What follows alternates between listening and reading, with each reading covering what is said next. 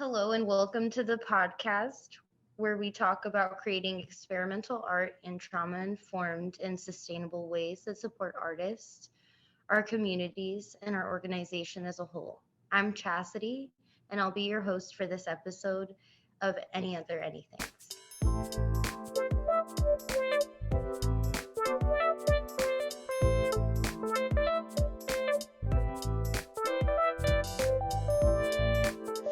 So, hello all. Welcome to the episode 6 of season 3 of Any Other Anythings.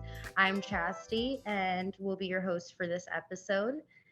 I am a dancer and performer within GBC, and today I'm here with Lizbett. Welcome, Lizbett. Hey. Oh, I'm here. Hey, girl. Hey. I love your outfit and your earrings. Very accessorized here today, stylized. Yes, yes. In a moment, we'll get into more of the origin story, but wanted to start with a little check-in and resourcing activity first. So we go ahead and you can go ahead and explain that real quick. Yeah, let's start with a check-in just to be like present here before we drop into the resourcing. So generally we do like name, how are you doing, what are you thinking about? And then if there are any like care to shares or need to knows in the space, and then I sometimes like to add a random get to know you question. So I guess um if you had some kind of companion who like you get to name, like what would you name a new pet, a new thing, like something you really like and love? Okay. So when I was a little girl and I've just been having like dreams about bunnies, and I had like this shirt that had bunnies all over it when I was like 11. So that was like a real pivotal point in my life. And I guess for me, um, the bunny's name would be Chemical. I don't know. Oh. Yeah. It's like a black bunny. Its name is Chemical. But I love it, and I haven't like quite like I had a bunny for a couple days and it like passed on, and I was like, all right, like we're gonna have another bunny and it's gonna be Chemical and it's gonna be black. So I love it. I saw a white bunny and then I saw the little emoji that has like the neon green like tube thing, like that's what I saw yes. when you said chemical. I was like, oh, okay. I love that. Okay, so for you. There, okay. When I was in, I want to say kindergarten, um, I went to school with the first graders. I wasn't necessarily in like a split class, but there was this set of twins, and they kind of reminded me of like Raggedy Ann and Andy. Like they had long red hair, and it was always in like two braids. They were sisters, and their names were Ariel and Lena. I don't remember their last names or anything else, but I just remember being like, oh my God, that's so beautiful. And it wasn't like Ariel, it was like Ariel. Ariel. And I was Ariel. like, that name has stuck. And I'm still figuring out like where to put it. But I think that would be, I don't have like a bunny or a thing. Ariel would be like, I don't know, if I had like a lowrider bicycle or some shit. Oh, I named my bike before. I used to have one of those like beach cruisers, and its name was Gladys. Yes, so I understand entirely with this lowrider bike. Like, you take it to the car shows and stuff, it's all blinged out with its wheel. Like, Oh, I yes, got you. yes. Okay, well, let me get into this next part real quick. So one of the things we're doing slightly different this season is dividing out each episode into 3 segments. One to focus on GBC Creative's personal stories, one section to talk about behind the scenes of our most recent projects, and then the last section is where we lean on any other anythings title, or we choose what we want to like spark up a conversation about, So for a little bit of transparency, we've already talked about some of these structures and the content of today prior to the recording. So there's a lot of the content that will be spontaneous. The form, yes, we like spontaneity. The form we're working within has already been agreed upon between the both of us.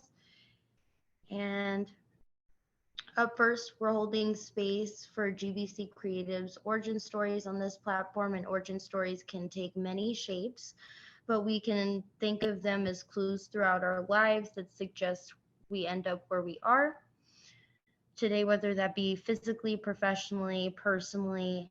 Any other way to think of these stories are part of our journeys that don't necessarily make it into our bios or like the websites, but are definitely threads into part of our lives. So today I'll be holding space for Lizbett to share their story now as a formal exercise. This is often done with a challenge for the listener to hold space for the speaker without any interjection, with minimal nonverbal communication and non-vocal response until the storyteller feels complete in their story. So I'll go quiet, and Lizbett, when you're ready.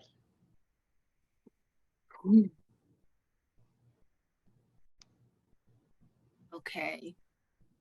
Artist origin story. That's an interesting one. I guess because never thought about it in that way, but the way life has just played out right now, I guess, I'm making some fun connections. So for now, I'm getting more into the sci-fi and horror realm of things, and just discovering like artistic communities that I wasn't necessarily aware of and how many overlaps they are. So thinking about just all I'm learning about these networks and how everything is enmeshed, like to think about an origin story is like, all right, it makes sense that I ended up here, which is a thing to process in and of itself, right? Like to be an artist, quote unquote, or a creative or a maker, and like to really, I think, invest and believe in that idea and to like carry it through, is pretty scary in the society that we live in. And so I think for me, what you wouldn't necessarily see or know or that I would write about is just the fact that I don't necessarily do this knowingly, but I challenge a lot of stuff all the time, right? And challenge in the sense that, like, I just try and do things differently because that's generally what I need. Like, if you tell me like a task, right? I will come up with like the weirdest way to do it, and not on purpose, right? But that's just the way I operate, right? And be like, oh, okay. So I'm working out at a dojo right now. And Sensei Dan was like, okay, I want you to get up onto this yoga ball, like from the floor, you know? And so I did like a shoulder stand and put my legs all over it and stuff. And he's like, yeah, he's like, Lizbett, I've never seen anyone get up on the yoga ball like that when I said it. And I was like, huh, okay, like I wouldn't have known that. Or I go to the fair and I was, cool. I want to get a henna tattoo. I have lots of other tattoos, but I want a henna one too.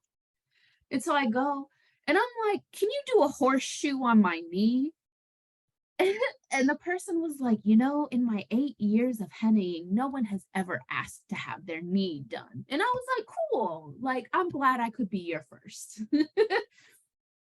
So in that sense, right, like one way of following a kind of origin story is just like the audacity to try and be myself, which is a human that does not, quote unquote, fit in. And I think that's the beauty of the work that Gray Box Collective does, and kind of, you know, a reason why I have stayed with Gray Box. Let me try and give you something specific. Origin story. Ooh. What I like to do.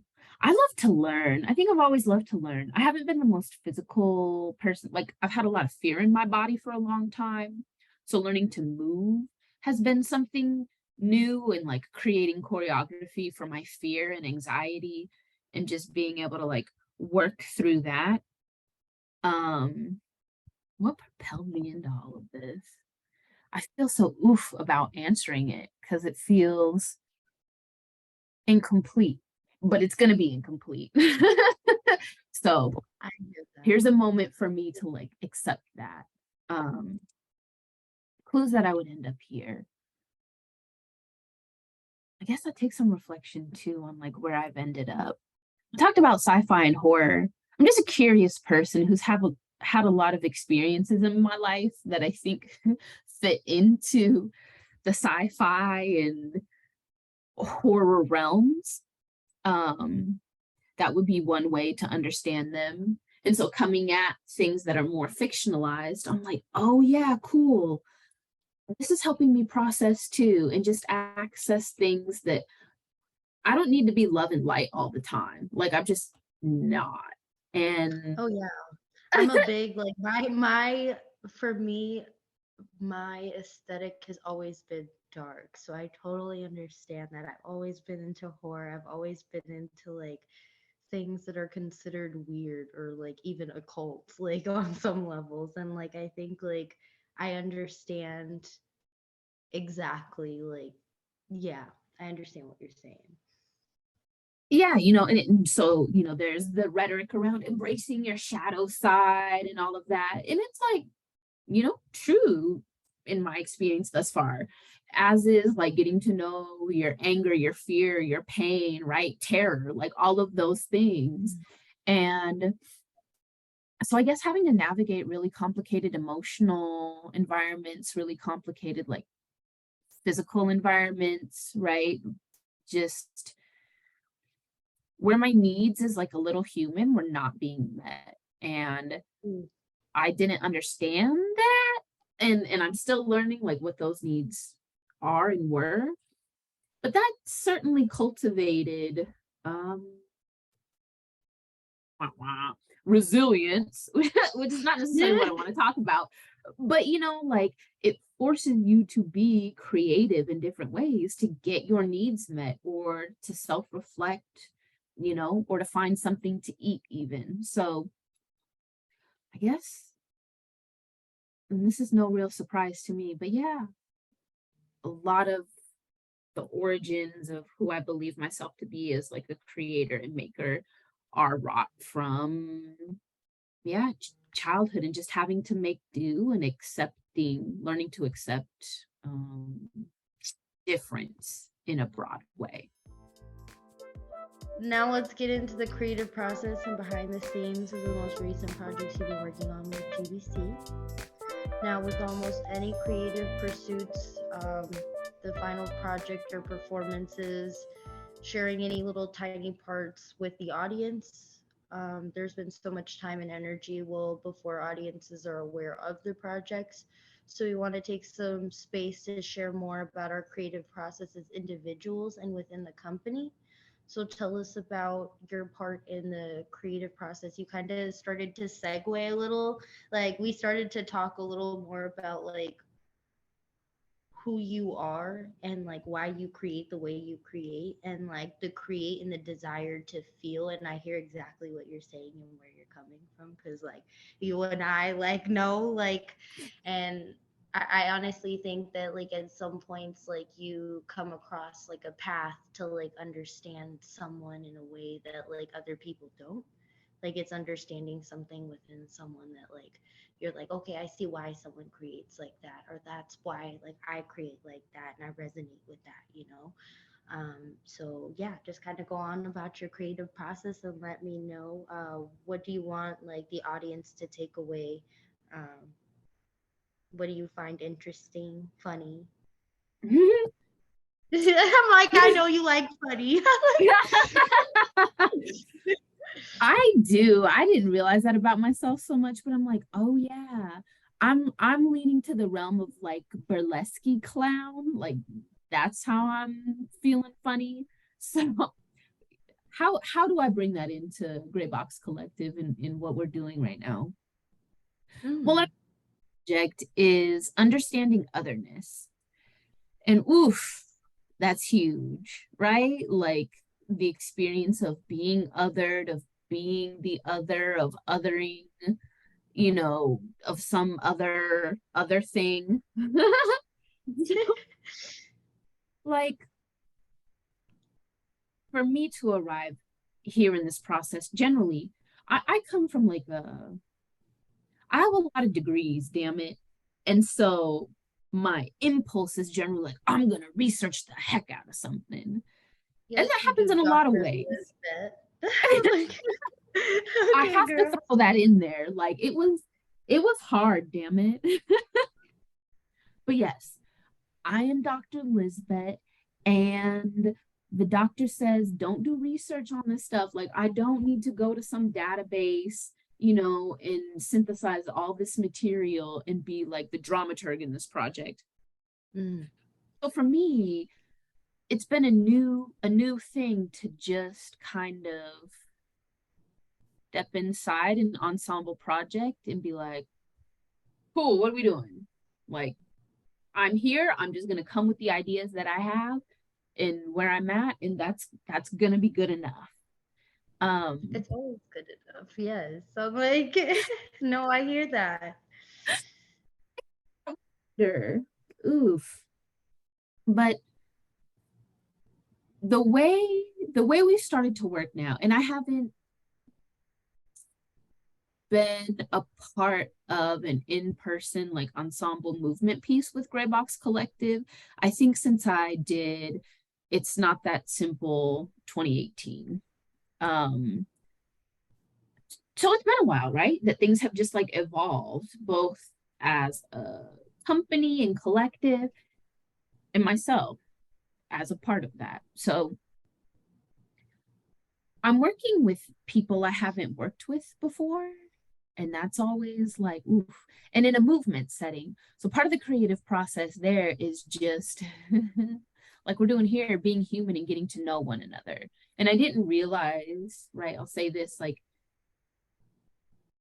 how important that is for me in my own growth to feel as though I can like reach my edges, like in a physical sense of cool. If I'm feeling anxious around these people, like I am not actually gonna fully extend my arms or I'm not gonna reach out to the tips of my toes because those places just aren't available to me with the way that my anxiety lives in my body. So it's been a good exercise of trying to strip that away and really get comfortable and comfortable and uncomfortable kind of material, like understanding otherness. We've been playing with weight sharing. So we've had one in-person rehearsal thus far. And that's another way we're making, just like quick, cool, not spending more than 16 hours in total doing this thing. Bow.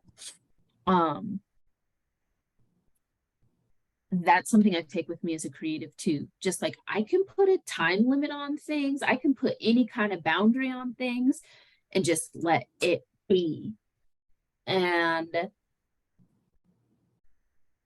I feel like if I were to tell you like one thing, right, to leave you with here in this section about creating this new work, it would be about memory, honestly, which I didn't expect that I would say. But one of the things for me that is a hang up, and I think it's a big mental one, is like learning choreography and having things set. And it's just a different muscle to exercise.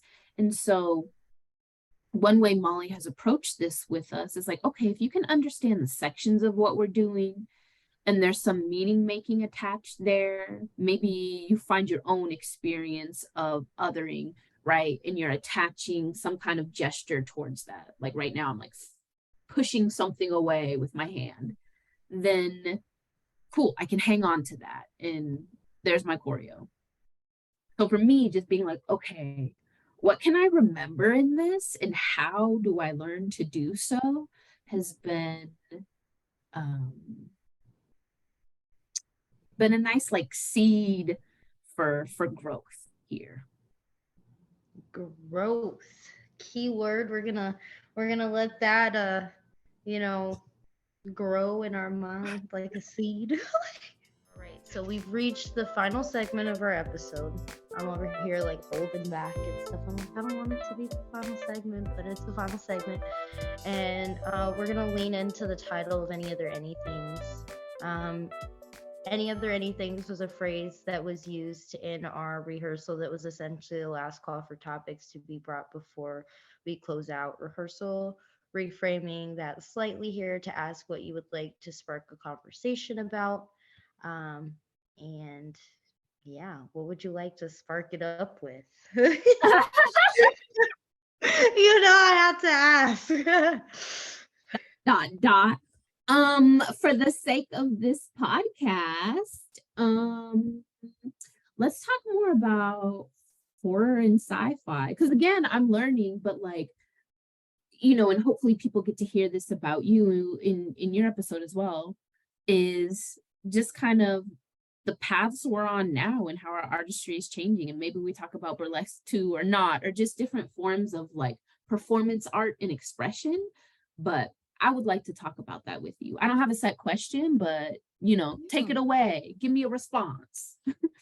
Okay, well, I can tell you, well, last night I went to a burlesque show and there was actually a comedy burlesque performer there, and it was interesting to hear her um like her jokes and the way that she like performed, and it was about like feminism in a lot of ways. That was like the rooted tones of like the show was called Bimboology and it's by the House of Burlesque.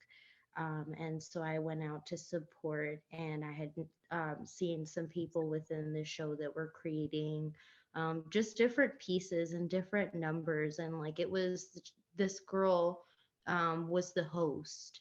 So she was doing different like stand-ups throughout the night. Like it was just like everything just kind of back to back. Like there was some people who couldn't even handle it that kind of left, and like that to me is like, yes, like I'm here and I'm interested, like you know what I mean. And so like that, like when you mentioned that earlier, I was like, yeah, if that comes up, like I'll tell you about that, because honestly it's refreshing to see that and to see the different categories of this um beautiful like art of tease that could be so many different things. It's a conceal and reveal of many different things. And I think that laughter and like being funny is a conceal and reveal all within itself. So to have that tied within the burlesque, like I want to hear like what you're doing with that, because I've seen like some of your like endeavors and stuff, and I just kind of like I want you to talk about like Liz Berry. Yeah, I'm figuring it out. Yes. I know, like it might be more, it might be, other you're like experimenting here, but like, yeah, let's talk about like these personas and like what you're doing. Yeah, that's a whole thing too, right? Like people ask me more about like character development. So I thought, like, okay, I kind of look like Drew Barrymore, so Liz Barrymore, haha, that's cute. Also, you want some more. Like it's just, yeah, let me Yeah. do more, take up space. Like I like it. But so when people ask me about character development, I'm like, well, God, I don't know. Like, am I developing a character per se in the way that, like, we have some like Sasha Fierces out in the world, right? Or Ziggy Stardust. Like, there are different ways that artists can take up these personas or roles to explore different parts of themselves. And I'm like, okay, is that what I'm doing? I don't know. And with that, I know that regardless, I would probably try and undertake these things in some way. But like one thing I literally was putting together before we started this particular interview was I'm putting together what I'm calling Lizberry jams. And Ooh. yeah, because Chastity's twin has a band. I want to start a Yes, band, but she does. Speaking of twins, you mentioned twins earlier, and I was like, I have a twin, and then I'm like, wait, let's rewind, like, but it's those little things. It's like understanding, like, I've had friends that are friends with like me and my twin, and it's interesting when like you meet people who are friends of twins and how they see those people like together, like they see them like they don't see them like independent of each other. And I love that me and my sister are so alike but so different that like people are like, yeah, like they treat her like she's my sister, like it's interesting. Like you and I've had these conversations, and you're a very musical person too, and I love your voice, and so thanks. yeah. But I know for me, again, I'm freaking scared, and there's just a lot of traditional, I don't know, them like mainstream know-how that I don't feel I have. And one of them is like, I want to put together a band. Do I necessarily know how to do that? Like, I'm not Diddy, like, what are we doing? So I was like, okay, you know what I do like doing? Um, Lowering the lights, getting dressed, and just like jamming out to music and like singing and dancing around and like not having to look at people or interact or be like, oh, you want to hear my voice by itself? So I was like, I'm just gonna rent a studio and I'm gonna put on a Lizberry jam like maybe once a month for an hour. All ages, anyone who wants to come, just come and like let's sing along and like move to stuff. Like I'll curate a playlist or whatever. I'll bring little instruments and stuff into the room. Or things that can make noise, and let's like organically create a band, and maybe the band is different every single time because this is literally the act of what we're doing. It's just like jamming. But yeah, basically I want to have jam sessions with people and be the rock star that I know I am, but I'm like also wildly afraid of. I hear that. Yes. No, like you are a rock star though. That's super awesome. Like I feel like embracing your voice is one thing, and that's truly something that like just to do that for yourself and not to do that for an audience is like what we were talking about earlier. It's part of growth, it's part of healing, and it's part of all of those things. Okay. So we've reached the end of our episode, and we'll wrap this up with a checkout. Lizbett, how are you doing? What are you thinking about? Um, yeah. How am I? I'm good. I feel like I talked for a long time because I don't ever talk this long. I wouldn't say ever, but I mostly do a lot of things kind of solitary. And if I'm interacting with people, it's like, oh, I'm ordering something from somewhere, asking questions. So just trying to be comfortable with that. A la hearing my own voice too, and putting it out there, making my desires known. Kind of vulnerable. Ooh. What am I Well, at thinking least about? it's with me. I'm like, at least you know and trust me, so that makes me feel comfortable. Oh, absolutely. I agree. And I'm very glad that this is with you. What am I thinking about?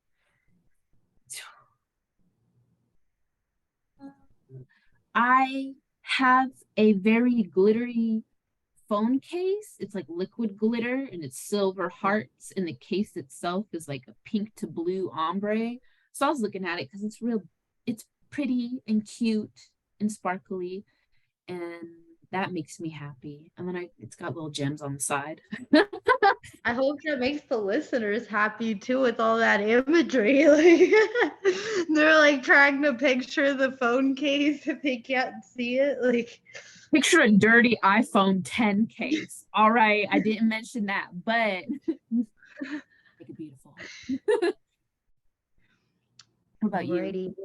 I have,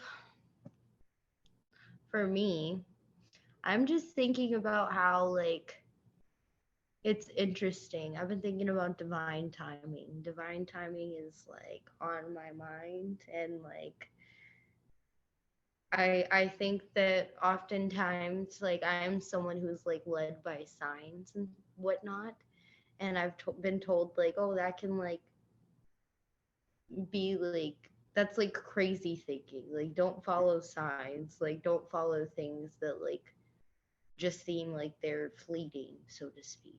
And I think that like for me, like signs and divine timing are just often like right there. Like I'm like, all right, there's a lot in fruition, there's a lot happening. So I'm excited, and I'm excited to talk to you and see you face to face. This is good.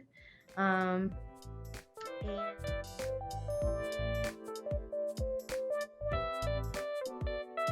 hey, listener.